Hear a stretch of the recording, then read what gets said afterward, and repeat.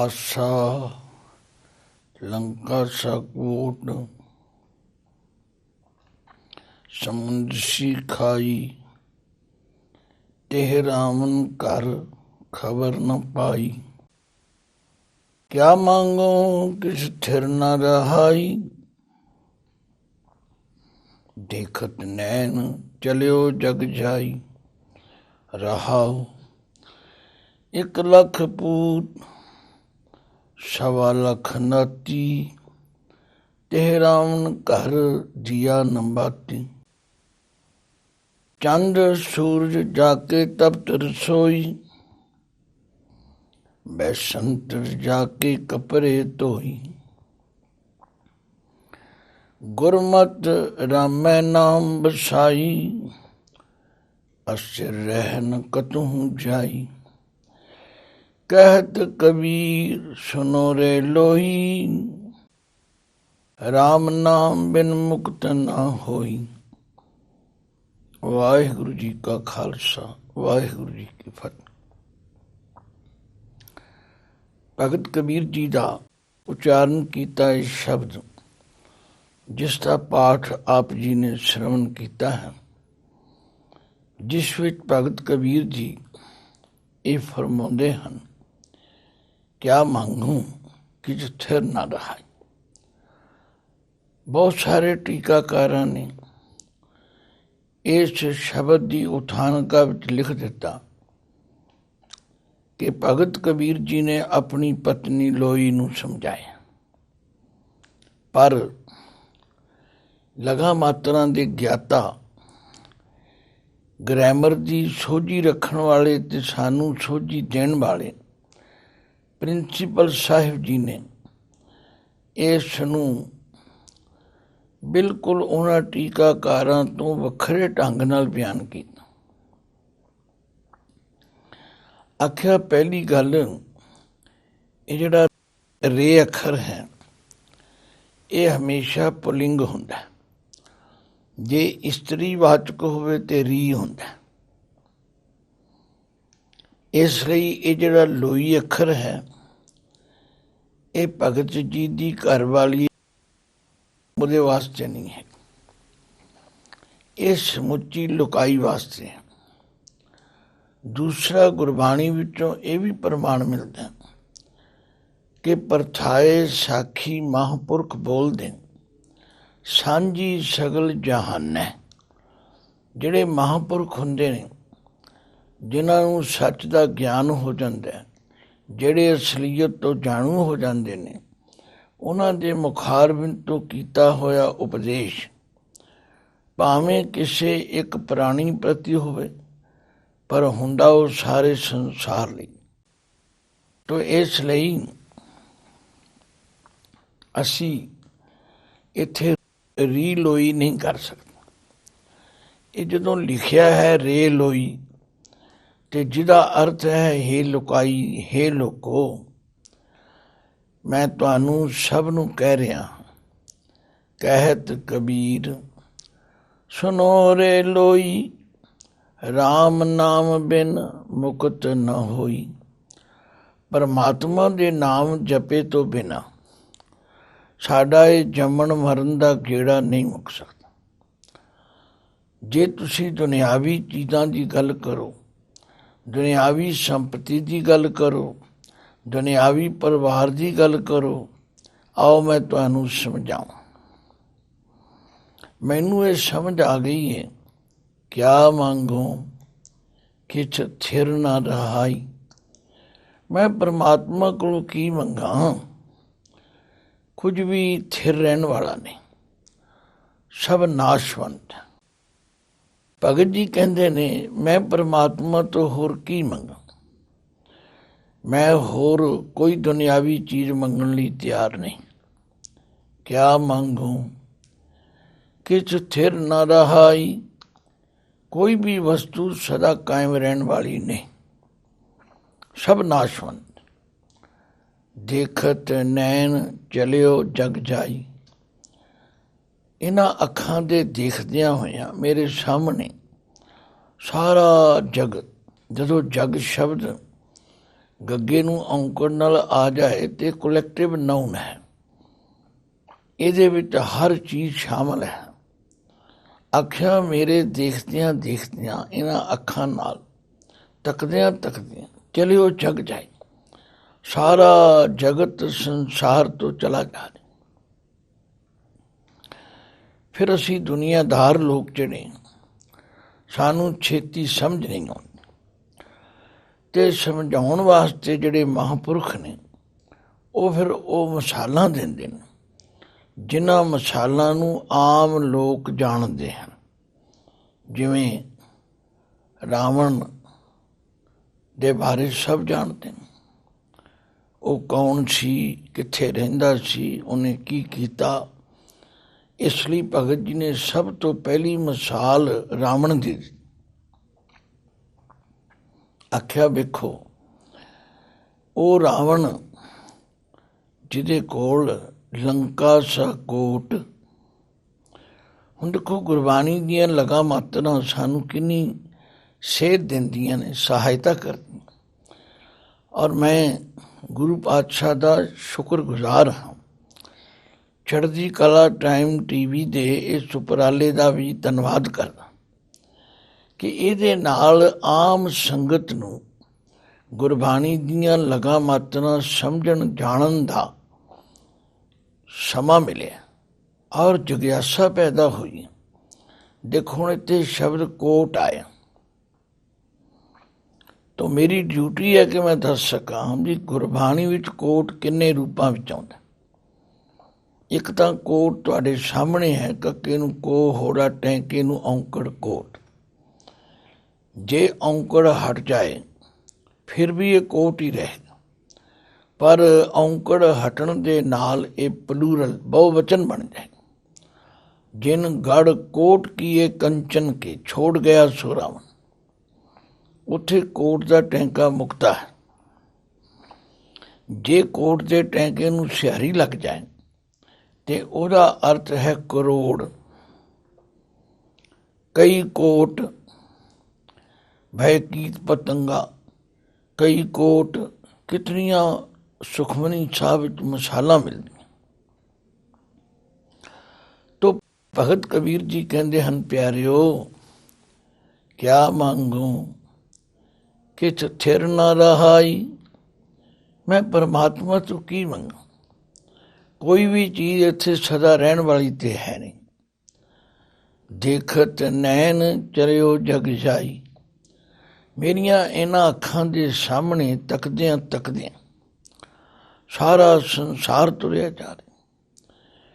ਕਿਹੜੀ ਚੀਜ਼ ਬਾਰੇ ਕਵਾਂ ਜਿਸ ਨੇ ਨਹੀਂ ਜਾਣਾ, ਸਭ ਨੇ ਚਲੇ ਜਾਣਾ। ਫਿਰ ਮਿਸਾਲਾਂ ਦੇ ਕੇ ਸਮਝਾਉਂਦੇ ਨੇ। ਲੰਕਾ ਸਾ ਕੋਟ, ਉਹ ਰਾਵਣ ਜਿਹਦੇ ਕੋਲ ਲੰਕਾ ਵਰਗਾ ਕਿਲ੍ਹਾ ਸੀ। ਕੋਈ ਆਂਦਾ ਸੋਨੇ ਦਾ ਕਿਲ੍ਹਾ ਸੀ, ਕੋਈ ਆਂਦਾ ਬੜਾ ਮਜ਼ਬੂਤ ਕਿਲ੍ਹਾ ਸੀ। ਜੇ ਉਥਾਨਕਾ ਲਿਖਣ ਵਾਲੇ ਵਿਦਵਾਨਾਂ ਵੱਲ ਜਾਈਏ, ਉਹਨਾਂ ਨੇ ਬਹੁਤ ਕੁਝ ਲਿਖਿਆ ਕਿ ਸ਼ਿਵ ਜੀ ਨੂੰ ਪਾਰਵਤੀ ਜੀ ਕਹਿਣ ਲੱਗੇ, ਕੋਈ ਆਪਣਾ ਘਰ ਬਣਾ ਲਈਏ, ਅਸੀਂ ਤੁਰੇ ਹੀ ਫਿਰਦੇ ਹਾਂ। ਸ਼ਿਵ ਜੀ ਕਹਿਣ ਲੱਗੇ, ਅਸੀਂ ਘਰ ਤੇ ਬਣਾ ਲਵਾਂਗੇ, ਅਸੀਂ ਘਰ ਰਹਿ ਨਹੀਂ ਸਕਦੇ, ਕਿਉਂਕਿ ਸਾਡੇ ਕੋਲ ਮੰਗਣ ਵਾਲੇ ਬੜੇ ਆਉਂਦੇ ਨੇ। ਕਹਿੰਦੇ ਨੇ ਜਦੋਂ ਸ਼ਿਵ ਜੀ ਨੇ ਵਿਸ਼ਵਕਰਮਾ ਨੂੰ ਹੁਕਮ ਕੀਤਾ ਕਿ ਸਾਡੇ ਲਈ ਘਰ ਬਣਾਓ ਤੇ ਸਮੁੰਦਰ ਵਿੱਚ ਬਣਾਓ, ਵਿਸ਼ਵਕਰਮਾ ਜੀ ਨੇ ਹੁਕਮ ਮੰਨ ਕੇ ਸ਼ਿਵ ਜੀ ਮਹਾਰਾਜ ਦਾ ਉਹਨਾਂ ਵਾਸਤੇ ਇਹ ਲੰਕਾ ਤਿਆਰ ਕੀਤੀ। ਕਹਿੰਦੇ ਨੇ ਰਾਵਣ ਦਾ ਜਿਹੜਾ ਪਿਤਾ ਸੀ ਉਹ ਬਹੁਤ ਵੱਡਾ ਬ੍ਰਾਹਮਣ ਸੀ, ਵਿਦਵਾਨ ਸੀ। ਉਹਨੂੰ ਸ਼ਿਵ ਜੀ ਮਹਾਰਾਜ ਨੇ ਲੰਕਾ ਦੇ ਚੱਠ ਕਰਨ ਵਾਸਤੇ, ਜਦੋਂ ਗ੍ਰਹਿ ਪ੍ਰਵੇਸ਼ ਕਰੀਦਾ ਉਹਨੂੰ ਚੱਠ ਕਰਨਾ ਕਹਿੰਦੇ, ਉਹਦੇ ਲਈ ਰਾਵਣ ਦੇ ਪਿਤਾ ਨੂੰ ਬੁਲਾਇਆ, ਬਈ ਅਸੀਂ ਆਪਣੇ ਘਰ ਵਿੱਚ ਪ੍ਰਵੇਸ਼ ਕਰਨਾ ਤੇ ਤੂੰ ਆ ਕੇ ਜੋ ਮਰਿਆਦਾ ਉਹ ਕਰ। ਜਦੋਂ ਮਰਿਆਦਾ ਹੋ ਗਈ ਤੇ ਸ਼ਿਵ ਜੀ ਪੁੱਛਣ ਲੱਗੇ, ਦੱਸ ਤੈਨੂੰ दक्षिणा की दईए? वो आंदा महाराज मैनू तुसी लंका ही दे दिओ दक्षिणा। इस तरह जिहड़ा बनिया बनाया घर सी ਉਹ शिव जी कोलों ਉਹਨੇ दक्षिणा विच मंग लिया ते उन्होंने दे दित्ती। हुण अपने पिता तो पिछों ਉਹਦਾ पुत्र रावण जिहड़ा सी ਉਹ लंका ਦਾ मालक बन गया। लंबी गाथा की करी, क्योंकि ਜਿਹੜੇ ਸਾਡੇ ਮਿਥਿਹਾਸਕ ਗ੍ਰੰਥ ਨੇ ਉਹਨਾਂ ਵਿੱਚ ਇਹੋ ਜਿਹੀਆਂ ਕਹਾਣੀਆਂ ਭਰਪੂਰ ਨੇ। ਅਸੀਂ ਉਹਨਾਂ 'ਤੇ ਕੋਈ ਕਿੰਤੂ ਪ੍ਰੰਤੂ कोई टीका टिप्पणी नहीं करते, सिर्फ ये दर्शन वास्ते कि ये किला जिन्हों लंका वर्गा किला कहा जाता, जिहड़ा बहुत मेहनत नाल विश्वकर्मा जी ने बनाया, पर वो इस तरीके नाल रावण कोल आ गया। लंका सा कोट समुंदर सी खाई। ਤੇ ਆਮ ਤੌਰ 'ਤੇ ਜਿਹੜੇ ਪੁਰਾਤਨ ਕਿਲੇ ਤੁਸੀਂ ਦੇਖੇ ਹੋਣਗੇ, ਉਹਨਾਂ ਦੇ ਕਿਲਿਆਂ ਦੇ ਰਾਖੀ ਵਾਸਤੇ, ਉਹਨਾਂ ਦੀ ਸਿਕਿਉਰਿਟੀ ਵਾਸਤੇ, ਉਹਨਾਂ ਨੂੰ ਦੁਸ਼ਮਣ ਦੇ ਹਮਲਿਆਂ ਤੋਂ ਬਚਾਉਣ ਵਾਸਤੇ ਉਹਦੇ ਚਾਰੇ ਪਾਸੇ ਇੱਕ ਖਾਈ ਪੱਟੀ ਹੁੰਦੀ। ਉਸ ਖਾਈ ਵਿੱਚ ਪਾਣੀ ਭਰਿਆ ਰਹਿੰਦਾ ਤੇ ਜਿਹੜਾ ਕੋਈ ਦੁਸ਼ਮਣ ਹਮਲਾਵਰ ਹੋਵੇ उस खाई नूं पार करन तो बाद ही उस किले तक पहुंचना। भगत जी के कहने का मतलब है वो रावण जिहदे कोल लंका वर्गा किला सी ते उस किले दे इर्द गिर्द समुंदर सी खाई, समुंदर वर्गी खाई सी, जिन्हों लंघना जिन्हों पार करना ते उस किले ते हमलावर होना बड़ा औखा सी। एडी वड्डी शक्ति का मालक जो रावण सी, ते रावण घर खबर ना पाई। अज उस रावण दे घर दी कोई सानू निशानी नहीं मिलती, खबर नहीं मिलती वो घर किथे सी। कहने का मतलब एक प्रचलित गल्लां ने जिहड़ियां आपां सारे जानते हाँ। हर साल राम लीला भी हुंदी है, जो कुछ रावण ने किया वो भी देखते हैं बच्चे, और जिस तरह वो सीता जी नूं हार के ले गया ते जिस तरह श्री रामचंद्र जी ने युद्ध किया, लंबी गाथा। इत्थे सिर्फ इशारे मात्र भगत जी कह रहे ने। वो रावण जिहदे कोल लंका सा कोट समुंदर सी खाई, ते रावण घर खबर ना पाई। उस रावण दे घर दी अज कोई सूह नहीं, किथे किथे ओहदियां नीहां गईयां ते किथे ओहदी सोने दी लंका गई, कुछ पता नहीं। तो भगत जी कहते हैं क्या मांगो किछ थिर ना रहाई। मैं परमात्मा को की मंगा, कोई चीज़ इत्थे थिर रहन वाली ते है नहीं, सदा निभन वाली ते है नहीं। देखत नैन चलियो जग जाई। इन्हां अखां दे सामने देखदियां देखदियां सारा संसार ही तुरिया जा रहा। रहाओ 1 लख पूत 1.25 लख नाती, ते रावण घर दिया ना बाती। हुण बहुते लोग जिहड़े ने अज दे युग विच दलीलबाज कहणगे जी 1 लख पुत्र हो सकता, 1.25 लख पोतरा हो सकता। भाई असी किहड़ा धमान खान गए हैं, सानू की पता। पर जो भगत जी ने मिसाल दी है, कुछ होवेगा थोड़ा बहुता या प्रचलित गल है। साढ़े देखते जो कोई तब्दीली आई हो तो असी दस सकते भी। पहले समियां विच कहंदे ने जिहदे 12 बच्चे होण उन्हां नूं 1 मरबा जमीन सरकार दिंदी सी, ते अज भी कई परिवार मिल जाते हैं जिन्हां दे 12 बच्चे ने, 12 तो वध भी है। तो इसलिए ऐसा कुछ किंतु परंतु करन दी लोड़ नहीं। असी इहदा अर्थ ये भी कर सकते हैं कि वो बहुत वड्डे परिवार वाला सी। हुण गिनती करनी या इहनूं सिद्ध करना ये तो किसी दे बस की गल नहीं। और ਇਹਦੇ ਉੱਤੇ ਬਹਿਸ ਵਬੈਸਾ ਕਰਨਾ ਵੀ ਜਿਹੜਾ ਕੋਈ ਅਕਲਮੰਦੀ ਨਹੀਂ।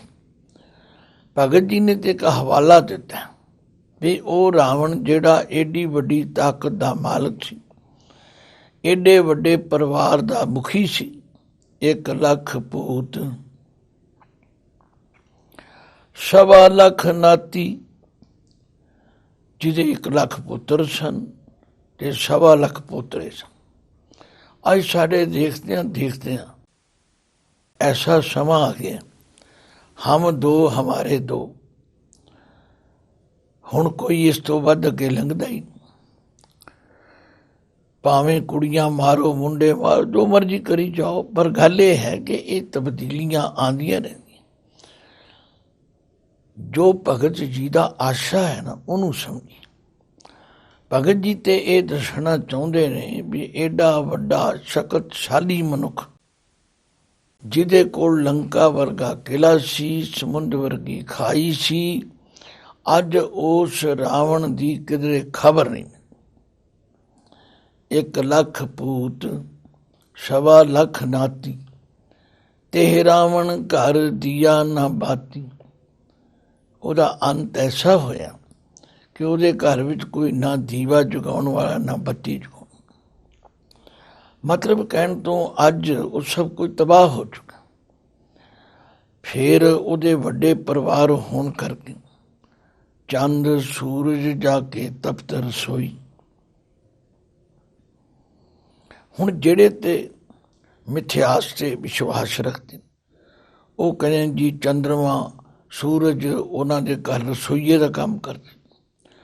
ਸਾਨੂੰ ਨਹੀਂ ਪਤਾ ਕਰਦੇ ਸਨ ਕਿ ਨਹੀਂ, ਪਰ ਇੰਨਾ ਅਸੀਂ ਕਹਿ ਸਕਦੇ ਹਾਂ ਕਿ ਏਡੇ ਵੱਡੇ ਪਰਿਵਾਰ ਲਈ ਲੰਗਰ ਪੱਕਦਾ ਕਿੰਨਾ ਸਮਾਂ ਲੱਗਦਾ ਹੋਵੇਗਾ। ਸਵੇਰੇ ਸੂਰਜ ਚੜ੍ਹਨ ਤੋਂ ਲੈ ਕੇ ਰਾਤ ਪੈਣ ਤੀਕ ਚੁੱਲ੍ਹਾ ਤਪਦਾ ਹੀ ਰਹਿੰਦਾ। ਬਸ ਇੰਨੀ ਗੱਲ ਹੈ। ਹੁਣ ਇਹਦੇ 'ਤੇ ਕੋਈ ਬਹਿਸ ਕਰੇ, ਕੋਈ ਕਿੰਤੂ ਪ੍ਰੰਤੂ ਕਰੇ, ਜਾਂ ਦੱਸੋ ਜੀ ਇਹ ਹੁੰਦਾ ਕਿ ਨਹੀਂ ਹੁੰਦਾ, ਇਹਦੀ ਕੋਈ ਗਰੰਟੀ ਨਾ ਅਸੀਂ ਕਰੀਏ। ਜੋ ਭਗਤ ਜੀ ਕਹਿ ਰਹੇ ਨੇ ਉਹਦਾ ਮਤਲਬ ਸਮਝ। ਆਖਿਆ ਏਡੇ ਵੱਡੇ ਪਰਿਵਾਰ ਦਾ ਜੋ ਮਾਲਕ ਸੀ, ਤੇ ਉਸ ਪਰਿਵਾਰ ਵਾਸਤੇ ਜਿਹੜੀ ਰਸੋਈ ਤਿਆਰ ਹੁੰਦੀ ਸੀ, ਉਹ 8 ਪਹਿਰ ਚੁੱਲ੍ਹਾ ਤਪਦਾ ਹੀ ਰਹਿੰਦਾ ਸੀ। ਚੰਦ ਸੂਰਜ ਜਾ ਕੇ ਤਪਤ ਰਸੋਈ, ਬੈਸੰਤਰ ਜਾ ਕੇ ਕੱਪੜੇ ਧੋਈ। ਪਤਾ ਨਹੀਂ ਉਸ ਵੇਲੇ ਦੀ ਕਾਢ ਕੀ ਹੋਵੇਗੀ, ਪਰ ਏਡੇ ਵੱਡੇ ਪਰਿਵਾਰ ਦੇ ਜਿਹੜੇ ਕੱਪੜੇ ਨੇ ਉਹ ਕਿਹੜਾ ਥੋੜ੍ਹੇ ਹੋਣ। ਅੱਜ ਅਸੀਂ ਆਪਣੇ ਆਪਣੇ ਪਰਿਵਾਰਾਂ ਵਿੱਚ ਦੇਖਦੇ ਹਾਂ, ਬੀਬੀਆਂ ਵਿਚਾਰੀਆਂ ਸਵੇਰ ਤੋਂ ਲੱਗਦੀਆਂ ਨੇ ਸ਼ਾਮ ਤੀਕਰ ਕੱਪੜੇ ਧੋਈ ਜਾਂਦੀਆਂ। ਫਿਰ ਉਹਨਾਂ ਕੱਪੜਿਆਂ ਨੂੰ ਧੋਣਾ, ਸੁਕਾਉਣਾ, ਤੈਅ ਕਰਨਾ, ਪ੍ਰੈਸ ਕਰਨਾ, ਇਹ ਉਹ ਕੰਮ ਮੁੱਕਦਾ ਹੀ। ਕਹਿਣ ਦਾ ਮਤਲਬ ਹੈ ਜਿਹਦੇ ਘਰ ਸਵੇਰ ਤੋਂ ਸ਼ਾਮ ਤੀਕਰ ਰਸੋਈ ਵਿੱਚ ਚੁੱਲ੍ਹਾ ਬਲਦਾ ਹੀ ਰਹਿੰਦਾ। ਬੈਸੰਤਰ ਜਾ ਕੇ ਕੱਪੜੇ ਧੋਈ। ਪੁਰਾਣਾ ਤਰੀਕਾ ਸੀ, ਹੁਣ ਤੇ ਮਸ਼ੀਨਾਂ ਆ ਗਈਆਂ ਨੇ। ਪਹਿਲਾਂ ਕੱਪੜੇ ਧੋਣ ਲਈ ਭੱਠੀ ਲਾਈ ਜਾਂਦੀ, ਔਰ ਉਸ ਭੱਠੀ ਦੇ ਵਿੱਚ ਦੇਗ ਰੱਖ ਕੇ ਕੱਪੜੇ ਉਬਾਲੇ ਜਾਂਦੇ ਸੀ। ਉਹਨਾਂ ਦੇ ਵਿੱਚੋਂ ਗਰਮ ਪਾਣੀ ਦੇ ਨਾਲ ਉਹ ਮੈਲ ਨਿਕਲ ਜਾਂਦੀ ਸੀ। ਫਿਰ ਉਹਨੂੰ ਧੋਬੀ ਲੋਕ ਪਟੜੇ ਦੇ ਉੱਤੇ ਪਟਕਾਉਂਦੇ ਸਨ। ਕਹਿਣ ਦਾ ਮਤਲਬ ਵੱਡਾ ਪਰਿਵਾਰ ਤੇ ਵੱਡੇ ਪ੍ਰਬੰਧ। ਹੁਣ ਭਗਤ ਜੀ ਗੱਲ ਮੁਕਾਉਂਦੇ ਨੇ, ਕਹਿੰਦੇ ਗੁਰਮਤਿ ਰਾਮੈ ਨਾਮ ਵਸਾਈ। ਭਾਈ ਧੰਨ ਹਨ ਉਹ ਜਿਨ੍ਹਾਂ ਨੇ ਗੁਰੂ ਦੀ ਮੱਤ ਲੈ ਕੇ ਰਾਮੈ ਨਾਮ ਵਸਾਈ, ਉਸ ਰਮੇ ਹੋਏ ਰਾਮ ਦੇ ਨਾਮ ਨੂੰ ਆਪਣੇ ਹਿਰਦੇ ਵਿੱਚ ਵਸਾਇਆ। ਤੇ ਜਿਨ੍ਹਾਂ ਨੇ ਰਾਮ ਦੇ ਨਾਮ ਨੂੰ ਹਿਰਦੇ ਵਿੱਚ ਵਸਾਇਆ, ਅਸਿਰ ਰਹਿ ਨ ਕਤਹੁ ਜਾਈ, ਉਹ ਸਦਾ ਕਾਇਮ ਹਨ। ਤਥਾ ਉਹ ਪਰਮਾਤਮਾ ਜਿਹੜਾ ਹੈ, ਨਾ ਉਹ ਮਰੇ ਨਾ ਹੋਵੇ ਸੋਗ, ਦਿੰਦਾ ਰਹੇ ਨਾ ਚੂਕੈ ਭੋਗ। ਆਖਿਆ ਜਿਨ੍ਹਾਂ ਨੇ ਨਾਮ ਜਪਿਆ ਉਹ ਸਦਾ ਕਾਇਮ ਨੇ, ਉਹ ਰਹਿੰਦੀ ਦੁਨੀਆ ਤੀਕਰ ਕਾਇਮ ਰਹਿਣ। ਸਰੀਰ ਕਿਸੇ ਦਾ ਰਹੇ ਨਾ ਰਹੇ, ਪਰ ਉਹਨਾਂ ਦੀ ਦੁਨੀਆ ਵਿੱਚ ਹਮੇਸ਼ਾ ਯਾਦ ਬਣੀ ਰਹੇ। ਗੁਰਮਤਿ ਰਾਮੈ ਨਾਮ ਬਸਾਈ, ਅਸਿਰ ਰਹਿ ਨ ਕਤਹੂ ਜਾਈ। ਕਹਿਤ ਕਬੀਰ ਸੁਨੋ ਰੇ ਲੋਈ। ਕਬੀਰ ਜੀ ਕਹਿੰਦੇ ਹਨ, ਹੇ ਲੁਕਾਈ, ਹੇ ਲੋਕੋ ਸੁਣੋ, ਰਾਮ ਨਾਮ ਬਿਨ ਮੁਕਤ ਨ ਹੋਈ। ਪਰਮਾਤਮਾ ਦੇ ਨਾਮ ਜਪੇ ਤੋਂ ਬਿਨ ਤੁਸੀਂ ਕਿਸੇ ਵੀ ਤਰ੍ਹਾਂ ਜੰਮਣ ਮਰਨ ਦੇ ਚੱਕਰ ਤੋਂ ਨਹੀਂ ਬਚ ਸਕਦੇ। ਪਰਮਾਤਮਾ ਦੇ ਨਾਮ ਜਪੇ ਤੋਂ ਬਿਨਾਂ ਤੁਹਾਡਾ ਇਹ ਜਨਮ ਮਰਨ ਦਾ ਚੱਕਰ ਨਹੀਂ ਮੁੱਕ ਸਕਦਾ। ਤੋ ਸਾਧ ਸੰਗਤ, ਸ਼ਬਦ ਦੀ ਵਿਚਾਰ ਵਿੱਚ ਕਈ ਵਾਰੀ ਇਉਂ ਲੱਗਦਾ ਹੈ ਸ਼ਾਇਦ ਪੁਰਾਤਨ ਜਿਹੜੀਆਂ ਅਸੀਂ ਕਥਾਵਾਂ ਗਾਥਾਵਾਂ ਸੁਣੀਆਂ ਨੇ ਉਹਨਾਂ ਨੂੰ ਖੰਡਨ ਕੀਤਾ ਗਿਆ। ਨਹੀਂ, ਸਾਡਾ ਇਹ ਭਾਵ ਨਹੀਂ ਹੈ। ਅਸੀਂ ਖੰਡਨ ਵੰਡਨ ਵਿੱਚ ਵਿਸ਼ਵਾਸ ਨਹੀਂ ਰੱਖਦੇ। ਸਾਡਾ ਮਕਸਦ ਇਹ ਹੈ ਕਿ ਸਾਨੂੰ ਸ਼ਬਦ ਦਾ ਅੰਤਰੀਵ ਭਾਵ ਸਮਝਾ। ਅੰਤਰੀਵ ਭਾਵ ਇਹ ਹੈ ਕਿ ਕਿਆ ਮੰਗੋ ਕਿਤ ਥਿਰ ਨ ਰਹਾਈ, ਦੇਖਤ ਨੈਣ ਚਲਿਓ ਜਗ ਜਾਈ। ਭਾਈ ਮੈਂ ਕੀ ਪਰਮਾਤਮਾ ਤੋਂ ਮੰਗਾ? ਕੋਈ ਚੀਜ਼ ਸਦਾ ਰਹਿਣ ਵਾਲੀ ਤੇ ਹੈ ਨਹੀਂ। ਸਭ ਲੋਕ ਤੁਰੇ ਜਾ ਰਹੇ ਨੇ। ਬਸ ਮੈਂ ਤੇ ਇਹੋ ਹੀ ਕਹਿਣਾ, ਹੇ ਸੱਚੇ ਪਾਤਸ਼ਾਹ, ਮੇਰੇ ਤੇ ਕਿਰਪਾ ਕਰੋ, ਮੈਨੂੰ ਆਪਣੇ ਨਾਮ ਦੀ ਦਾਤ ਬਖਸ਼ੋ, ਜਿਹੜਾ ਨਾਮ ਇੱਥੇ ਤੇ ਉੱਥੇ ਸਭ ਜਗ੍ਹਾ ਮੇਰੀ ਸਹਾਇਤਾ ਕਰ ਸਕੇ। ਵਾਹਿਗੁਰੂ ਜੀ ਕਾ ਖਾਲਸਾ, ਵਾਹਿਗੁਰੂ ਜੀ ਕੀ ਫਤਿਹ।